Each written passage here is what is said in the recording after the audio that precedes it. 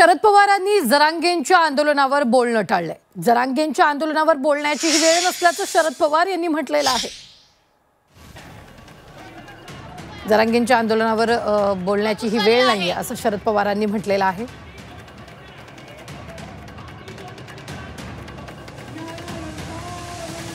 जरांगेंच्या आंदोलनावर शरद पवारांनी यावेळी मौन बाळगल्याचं पाहायला मिळतंय।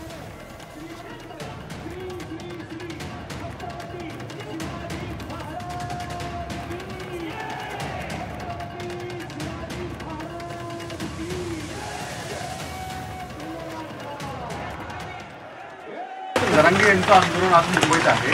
मुळात जरांगेंची जी मागणी आहे की ओबीसी मधूनच सरसकट आरक्षण मिळावं, या संदर्भात पार्टीची भूमिका काय आहे? हा विषय घेणं योग्य नाही।